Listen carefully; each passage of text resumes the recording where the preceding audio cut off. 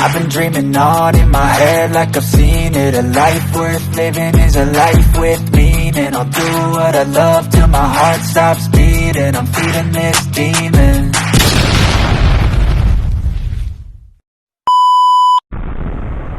Good morning po mga Proensis at welcome po muli sa ating panibagong video. Ang video po natin ngayon ay update kung hanggang sana po yung ginagawang daan dito sa amin po sa Apalit, Pampanga. Yan, tapos kasi sinara po yung mismong crossing dahil po sinisemento na po yung kabilang daan po. Tara po ating tignan, sabay-sabay po natin makita. At shoutout po sa mga OFW na nasa ibang bansa po na taga rito po sa amin sa bayan po ng Apalit. Ayan, kung inyo pong nakikita yung ating dinadaan at kayo po'y taga rito, ay ni-invite ko po kayo na sana po pa-support po ng aking YouTube channel NPACO Official. Pa-subscribe po, pakiclick po yung notification bell para po lagi po kayong updated sa mga ina-upload ko pong video. Tapos po, pakilike na rin po yung ating video. Itong video na to, kung kayo po taga rito sa mga nadadaanan natin dito sa Apalit. Ayan, kung nakita po ninyo yung inyong bahay, inyong lugar o kamag-anak po kakilala, ayan, sana po natuwa po kayo at malaking bagay po sana itong ating video na ginagawa para po ito ay sa inyo. Malapit na po tayong kumaliwa kasi po hindi po tayo pwedeng dumiretso hanggang doon sa may crossing dahil sarado po yun. So lahat po ng mga sasakyan na papunta ng San Fernando kakaliwa po rito sa may subdivision. Yan, dito po tayo kakaliwa. Yan, may nakalagay na po nakaratula na going to San Fernando. Diretso lang po tayo. Tapos dito rin po yung daan kung ikaw po ay pupunta sa bagong palengke po, New Public Market. Dito rin po yung daan niya. Na-vlog ko na po ito. Meron po akong vlog na ginawa dito sa kung saan papunta o saan ang daan papunta sa public market, New Public Market po ng Apalit. Kasi marami pong way to. Ito, unang-una ito dinaanan natin ito. Isa to sa daan papunta doon sa public market po. Ayan, dire-diretso lang po tayo. Yung pong pinakadulo niyan, kakanan tayo. Tapos, highway na po yun. So, pag kumaliwa ka, papunta po ng San Fernando, Pampanga. Tapos, pag kumanan ka naman, pabalik po ng crossing na. So, ayan, dito po kailangan po talaga ng patient dahil maraming hams. Malalaki po yung mga hams dito, kaya kung lowered po yung inyong sasakyan, huwag nyo pong isipin na dumaan dito sa side to side ang ilalim. Dito po, malapit na tayong kumanan. Dito po ang daan sa dating eskwelahan po ng Gosales High School. Ayan.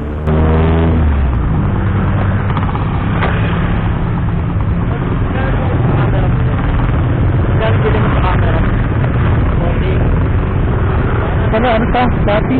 Ha? Sapi. Pero okay, nakita ngayon. Baka ginagawa. Ano yan? Baka di maganda resolution na sa video?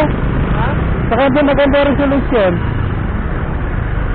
Ito maganda kasi resolution na ito. Maganda kasi resolution para shoot. Oo, para shoot. Nangyari, nakatanda ako kami. Nakarecord kasi lahat eh. Nangyari kasi sa akin yung nakaraan. Ako nakatanda ako kami dito nga.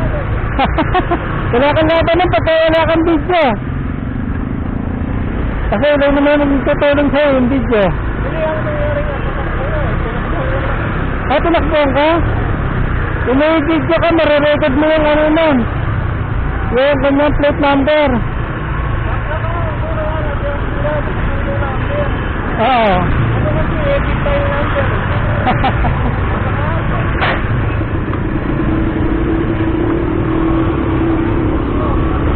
Sige. Yun nagtanong kung ano daw, kung magkano rebili ko dito sa action cam ko. Ayan, eto na po yung highway. Pagka kumaliwa ka, papunta San Fernando, pag kumanan ka, papunta po ng Kalumpit, Bulacan. Yan, kumanan po tayo. Ipapakita ko po sa inyo yung mismong crossing na nakasara, temporary, kasi nga po magtatambak po sila ng lupa. Ayan, kung nakikita po ninyo, traffic po dito sa Apalit. Ayan, ang haba po ng pila ng mga sasakyan. Overtake na po ako. Yan. Yan pong yung kanto dyan sa kaliwa, yan po papunta ng munisipyo. Yan, taka lang. Sisihit lang po ako. Papunta ng munisipyo, yung kaliwa na yan, sa may plaza ng Apalit. Oops, saka lang. Rap road. Ito po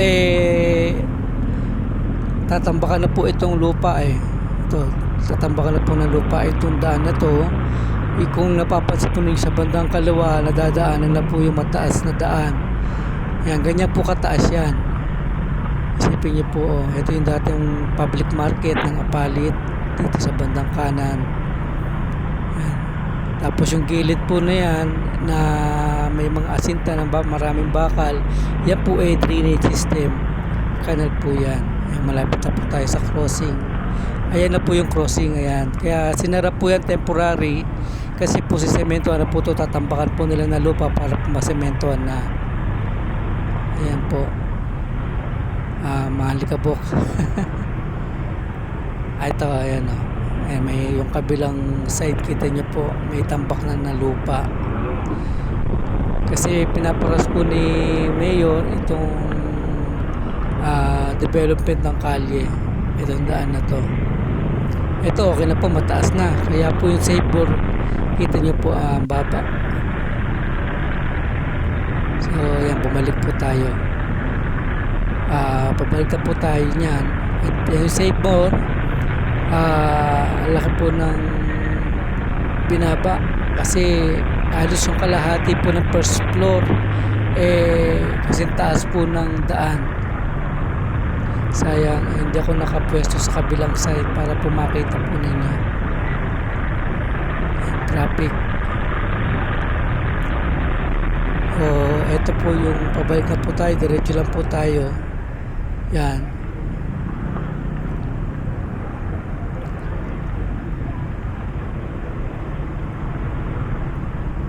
Ayun, sinarado na po pala yung kabila Sinara na ngayon kasi tatambakan na po siya ng lupa para pumasementuhan na.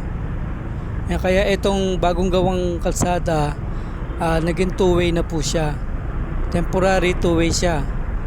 Kasi nga po ayan inaayos na po. Diyan po tayo galing kanina, nasa baba na yan. Yan po yung crossing. Yung kaliwa na yan, yung kanto na yan, papunta ng Makabebe, Masantol. Ayan. Diyan po. Ayan yung dating public market. Ayan, haba po ng traffic. Kasi nga po, naging two-way na po itong bagong gawang kalsada na to. Sana po matapos po agad para po maalwan na po yung mga biyahe. Papalabas at papasok po ng Apalit. Yan, diretso lang po tayo hanggang Barangay Sampaloc po kasi hanggang doon po yung ginagawang pagsisemento po ng kalsada sa Barangay Sampaloc po. Medyo pasensya na po kayo kasi pagka ganyan kainit ang panahon, yung pong lupa natutuyo yung ibabaw, kaya po parang nagkakaroon tayo ng sandstorm. Po kasi lumilipad po yung Alikabok sa Barangay Sampaloc po kasi galing po ako dun. Ayan po sandstorm. Nagliliparan pong mga Alikabok. Tinambakan na po kasi to ng lupa kasi po ito po sisementuhan din. Pag po natapos tong ating daan na ginagawa, napakaalwan na po ng pagpunta sa Apalit. Lalo na po marami na pong mga resort na private resort po dito. Ayan, dito ko na po tatapusin yung ating video mga Francis, at maraming salamat po sa mga nakaabot, nakarating dito sa dulo. At shout out sa mga kapatid nating FW. Lagi po kayo mag-iingat saan po kayo ng pananaroon. At God bless po sa inyo lahat mga Francis. Yan, sa aking mga kapatid dyan sa Japan. At aking anak dyan sa Korea, anak Chris, ingat ka ha. At lagi magdasal sa Panginoon, huwag ka magpapagutom anak. Yan, at shoutout po sa kay Ama, aking biyanan, Ama, happy birthday po sa iyo. Ayan, pasensya natin, hindi kami nakauwi nila doon at inyong apo dyan sa Cavite. Sa susunod na taon na lang po. At sige po Ama, at maraming salamat po.